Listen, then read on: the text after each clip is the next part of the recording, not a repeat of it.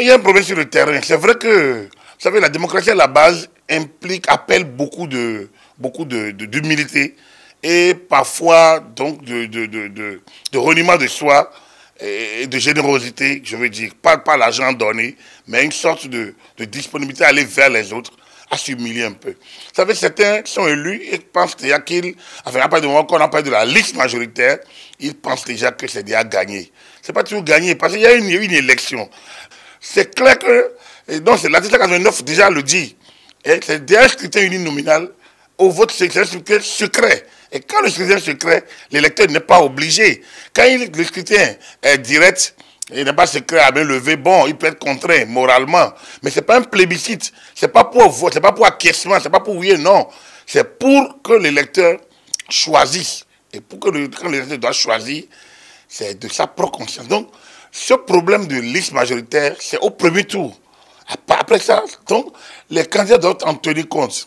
Dès le 29, vendredi 29, samedi 30, et mardi 2, mercredi 3 et autres, il y aura d'autres élections. Il va falloir que les candidats tiennent compte de cela. Face à beaucoup de débats, dialoguent en leur sein, se parlent, sondent le terrain, et au besoin, demandent au préfet de bien vouloir reporter de quelques jours, s'ils ne s'entendent pas, pour que les mêmes causes ne produisent pas les mêmes effets.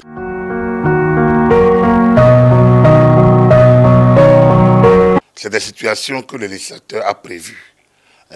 Lorsque vous regardez l'article 189 et l'article 190 de la loi 2019-043 du 15 novembre 2019 portant code électoral à la République du Bénin, vous verrez bien que, autant l'article 189 a dit que le maire et ses adjoints sont proposés par la liste majoritaire issue du scrutin. Mais l'article 190 reconnaît que lorsque, après le premier tour, il n'y a pas de majorité absolue, et qu'en cas d'égalité de voix, il est procédé à autant de tours que possible pour que celui qui obtienne le plus grand nombre de suffrages soit déclaré élu. Ça veut dire quoi? Ça veut dire que l'existence de l'article 190 implique l'existence de candidatures multiples. Après le premier tour. C'est bien dit, après le premier tour. Donc, j'ai eu l'impression que les préfets ont dû recevoir des instructions pour ne pas aller au-delà. Donc, si vous regardez par exemple à Ifani, où le maire proposé par la liste majoritaire n'a pas été élu, c'est son challenger de la liste opposée qui a été élu.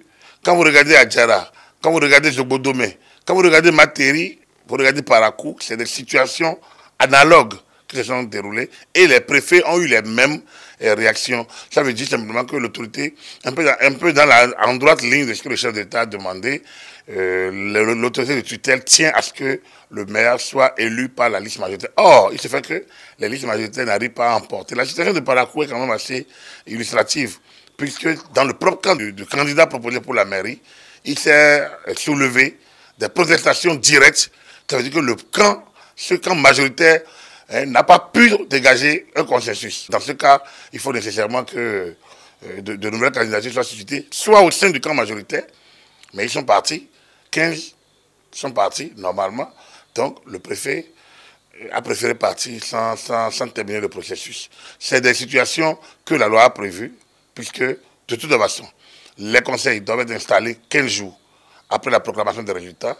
Si ce n'est pas le cas, la Cour suprême, saisie par les 2/3, installe d'office le conseil. Donc, ce qui va se passer, c'est que soit la Cour suprême est saisie, soit les préfets convoquent de nouvelles séances pour que ces élections se fassent.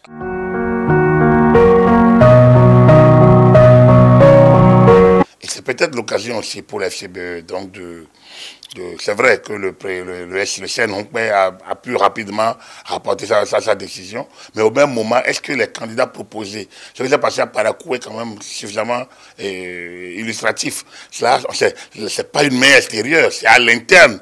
Et les personnes ont assumé leur statut. Les deux qui n'ont pas voté pour le candidat sont intervenus, ont assumé leur statut. Ça veut dire qu'il y a un malaise également à ce niveau-là. Donc, je pense que le parti d'opposition, s'il veut également incarner une force d'alternative, ou bien une alternative, je veux dire, je pense qu'il doit pouvoir aussi faire de la démocratie en son sein, parce que ce qui s'est passé vraiment à la mairie, à l'hôtel de ville de Parakou, montre clairement qu'à l'interne, le maire sortant avait pris toutes les dispositions pour passer le témoin à son successeur.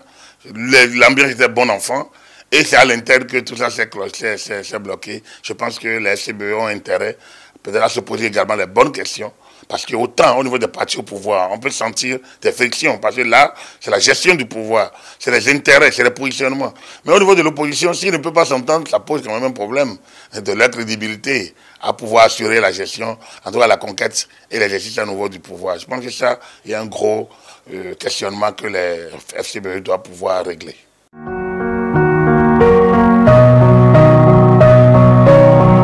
Parakou, la situation spécifique de Parakou n'est pas différente des autres cas. La seule différence ici, c'est que quelqu'un, de manière claire, il y a des membres du camp majoritaire qui renient le candidat ici de ce camp. Ça veut dire quoi? De deux choses, soit le camp se replie et dégage une nouvelle majorité, ou alors le préfet ouvre le jeu. C'est ça le problème. Il n'y a pas une troisième voie. Bien le candidat dégagé par le camp majoritaire n'est pas accepté.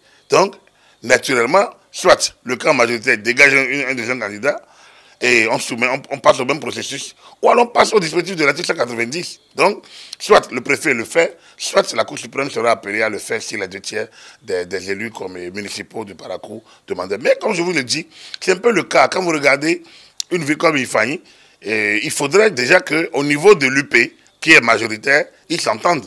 S'ils s'entendent, bon, le problème est réglé. Mais s'ils ne s'entendent pas, là, encore, on va retrouver le cas de candidature multiple. Mais ce qui est particulier ici, c'est les villes où le cas de Parakou peut, à la limite, être compris dans la mesure où il y a, d'un côté, un parti d'opposition et de l'autre côté, peut-être les autres.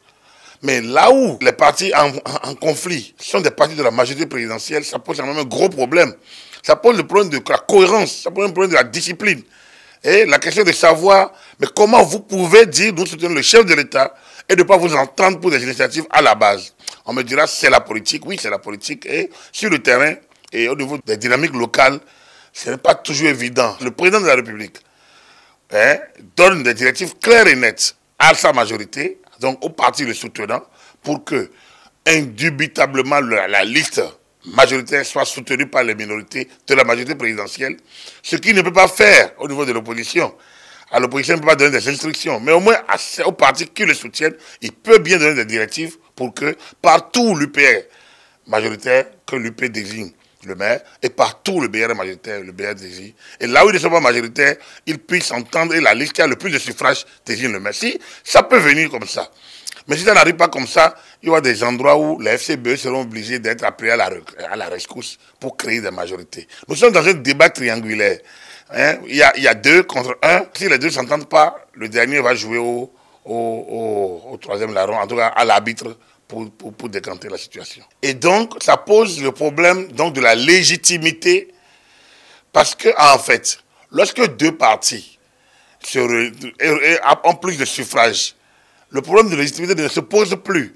D'autant qu'il n'y avait pas un visage collé à la mairie avant les élections. Si normalement, l'élection avait lieu sur la base d'un scrutin de liste, où on connaît le maire et ses colistiers, là, ça aurait été plus clair. L'électeur sait, j'ai voté pour la liste A, j'ai voté pour la liste B, j'ai voté pour la liste C. Or, dans le cas d'espèce, en donnant, par exemple, 51% à une liste et 49% à l'autre liste, et il y a des éléments de l'autre, la liste 51%, qui ne se retrouvent pas dans le candidat proposé. Ils estiment que ce candidat-là n'est pas de leur, mais ils sont libres de soutenir le candidat de leur choix. Là, on ne peut pas les opposer, d'autant que le scrutin est secret. Si le scrutin est secret, c'est qu'on donne la latitude aux votants de ne pas voter mécaniquement, donc de voter pour le candidat de son choix. Soit ils votent pour, soit ils votent contre, soit ils votent abstention. Donc, dans un cas ou dans un autre, je pense qu'il va falloir que les préfets reçoivent les directives qu'il faut pour que, en cas d'égalité ou en cas de blocage, que des candidatures multiples arrivent pour qu'on puisse terminer les processus.